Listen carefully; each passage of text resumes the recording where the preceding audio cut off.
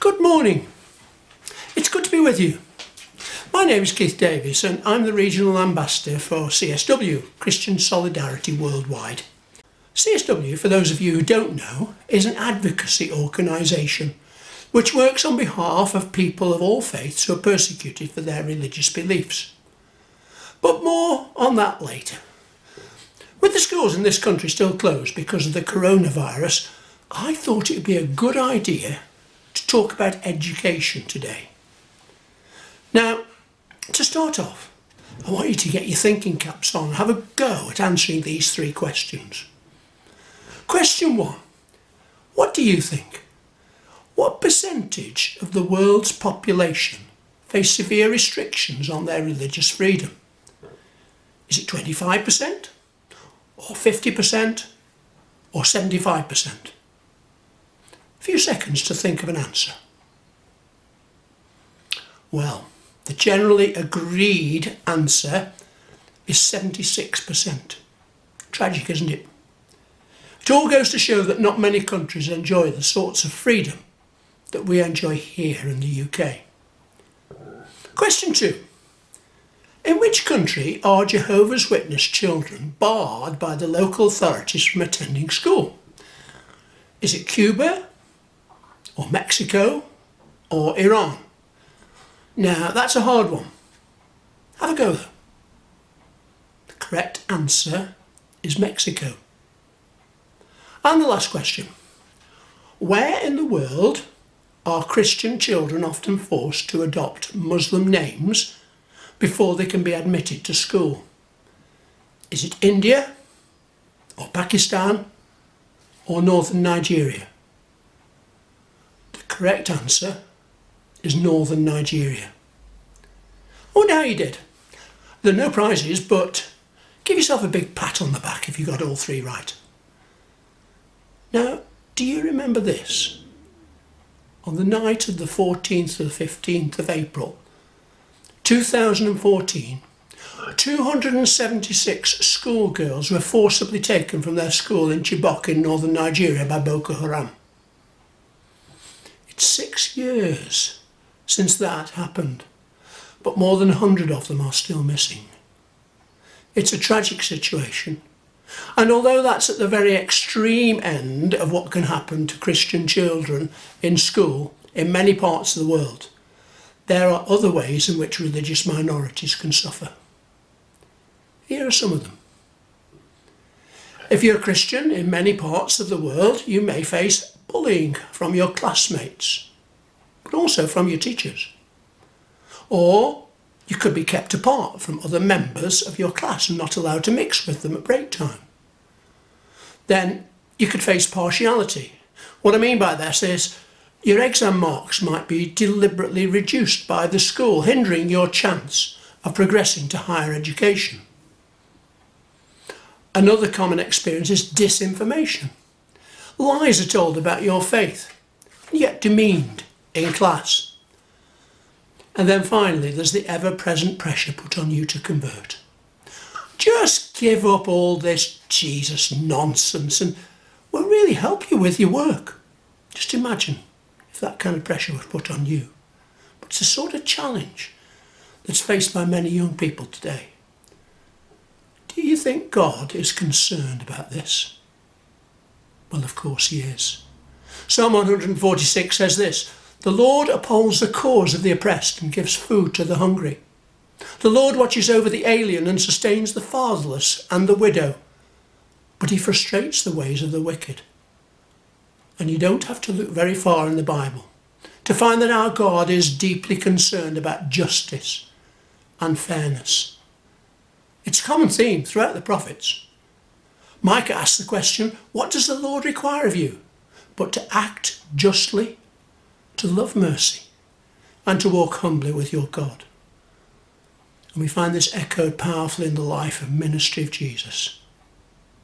His very first sermon in the synagogue in Nazareth, justice was the theme of Jesus' message. He's handed the scroll to the prophet Isaiah, and he reads these words: "The Spirit of the Lord is upon me, and he has anointed me to preach good news to the poor, to proclaim freedom for the prisoners and recovery of sight to the blind, to release the oppressed, and to proclaim the year of the Lord's favour. Today, Jesus says, this scripture is fulfilled in your hearing. But where does CSW come into all of this? Well, 40 years ago, a man named Mervyn Thomas was in Kathmandu in Nepal. And there he met the police chief. And the police chief said this to him: "I'm surprised to see you here. You know, I daren't put a Muslim in prison because the whole of the Islamic world would be up in arms about it. I daren't put a Jew in prison either, because they're very well organised. They know one their number is in trouble and they make life very difficult for me. But I can do whatever I like to a Christian and no one says a word." Well, Mervyn Thomas was profoundly challenged by those words. He was reminded of what the book of Proverbs said. In chapter 31 and verse 8, we find these words: "Speak up for those who cannot speak for themselves, for the rights of all who are destitute." And so CSW was born. We are a voice for the voiceless, and we work in more than 20 countries around the world, speaking up on behalf of people who cannot speak for themselves, those religious minorities who suffer for their religious faith. 90% of our work is with Christians, but we refuse to discriminate. Where do we work? Well, basically in the places of power.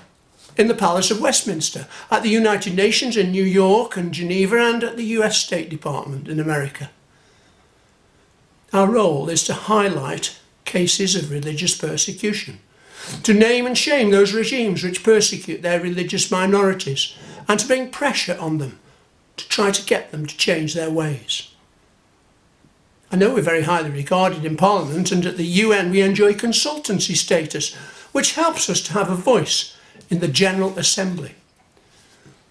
One of our concerns recently has been the way in which education has been abused to target Christians and others in a number of countries around the world. Pakistan is a case in point. When the nation was formed in 1947, its founder, Muhammad Ali Jinnah, had a vision of a secular state based on the principles of social justice, brotherhood and equality. All that changed when General Zia-ul-Haq became president in 1977. He made radical changes to the constitution, turning Pakistan into a Muslim state. This had a profound effect on many areas of life, not least in the realm of education. The whole educational system was now geared up to bringing this about. School textbooks were rewritten to present Islam as the only faith, and all other religions were denigrated. So, religious minorities were presented as infidels, and Christian children and the children of Hindu and Sikh parents were maligned and made to feel inferior. But it's not only in Pakistan that Christian students have suffered. You might remember Pastor Nadakani, an Iranian Christian. He was sentenced to 10 years in prison in 2017. Now, Pastor Nadakani has recently been on hunger strike. The reason is this: he is objecting to his children having to undergo Islamic education classes at school, which is in fact contrary to the Iranian constitution. His elder son is now 17, and he's a bright boy, and he wants to go to university, but he can't because the school is refusing to release his exam marks. And now let me take you to Mexico. Let me introduce you to Kevin, a bright and cheerful little boy who was met by our representatives on a recent visit to Chiapas State.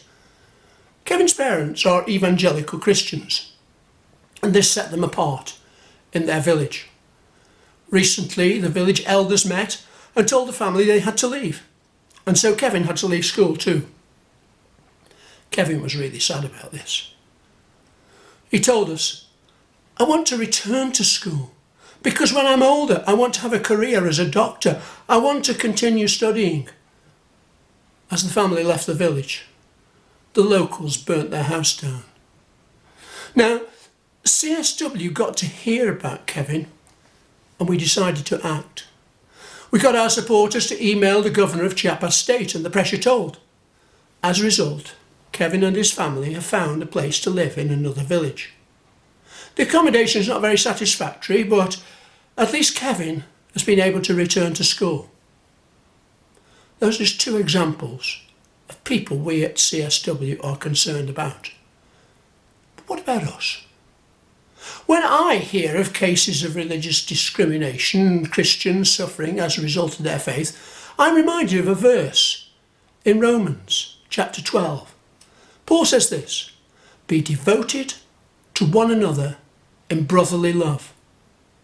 And it makes me think, these people are my brothers and sisters in Christ, and I want to do whatever I can to help them. As I close, let me suggest just two things you could do. First of all, you can pray. Hebrews 13 verse 3 says this, "Continue to remember those in prison as if you were together with them in prison, and those who are mistreated as if you yourselves were suffering." You can find details of how you can pray by going on the CSW website and getting involved. I'll give you the website details and the address at the very end of my talk. And secondly, you can send encouragement to those who suffer. Pastor Omar Perez was sent to prison in Cuba for his work in leading a number of growing churches. When he arrived, the governor told him, "You'll be here for 70 years, get that in your head." And they fed him rotten food and denied him medical attention. Everything they could possibly think of they used to wear him down. And in the end, he could put up with it no more. He decided he would stop pastoring his fellow prisoners. He would even give up on God. So great was his desperation. He made a decision to tell his wife to divorce him and forget all about him. Well, his wife arrived that weekend, and he told her he had something important to say. But before he could get the words out, his wife piped up. "I've got something to show you," she said. "I've just received this card. It's from a little girl in England. She's 6 years old. It simply says, 'I've got faith in you.'" And she went on, "You know, I've got faith in you, and God's got faith in you too." Well, you can imagine it. Pastor Omar fell down on his knees in tears and he confessed. And he said, "I must carry on." Well, there's a happy ending to the story because CSW was praying and advocating on his behalf. And we managed to get him released from prison. And after some delay, he was allowed to leave the country. He now lives in the USA, reunited with his wife and his grown-up children. And that brings me to my last point. Recently, CSW ran a campaign asking people to write a letter to someone who needs our encouragement. I would like to challenge you to send a letter or a card to show your love and concern. Here are two people you could write to. You could write to Rebecca, the mother of Leah Sharibu. Leah was taken by Boko Haram from her school in Dapchi, northern Nigeria, some 2 years ago, along with 109 of her classmates. Of all the children who were taken, she is the only one who is still in the hands of Boko Haram. The reason is simple. She refuses to deny her faith in Jesus Christ. A mother could really do with your prayers and your encouragement at this time. Alternatively, you could write to Ruth or her brother Joel in Cuba. Their father and mother are both in prison at this time because of their pastoring work. And Ruth and Joel are both having to live with separate grandparents. They could really do with your encouragement too. So, thank you for being with me today. And I want to say, if you're willing to get active, then you can write to Rebecca or Ruth or Joel by sending a card to our head office. You can also find out more about prayer and other ways you can help by going on the CSW website. The details are here. And now, Graham Kendrick is going to sing a song.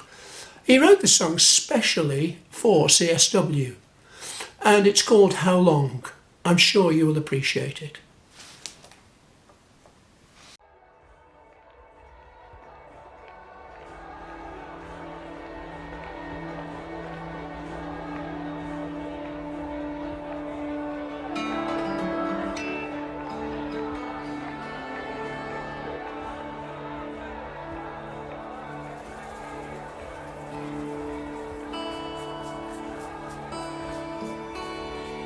as we bring a song of love today.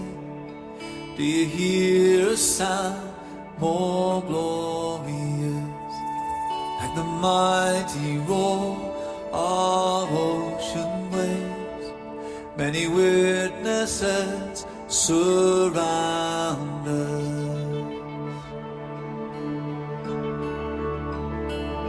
It's a harmony of costly praise from the lips of those who suffer, of sighs and tears and martyrs' prayers, until this age is over.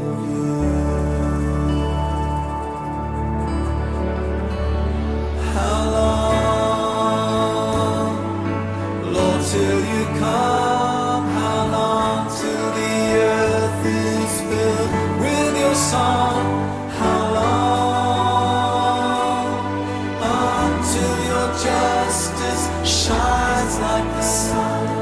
How long, Lord, till you come? How long till the earth is filled with your song? How long?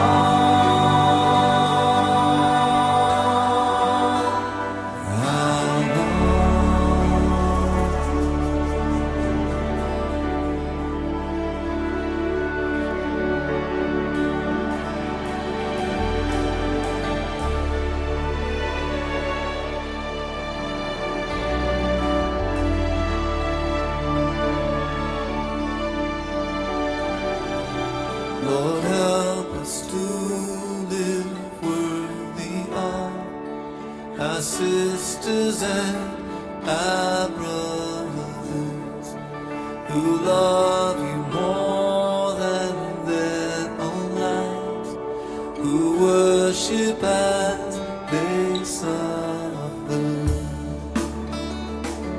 to embrace the sky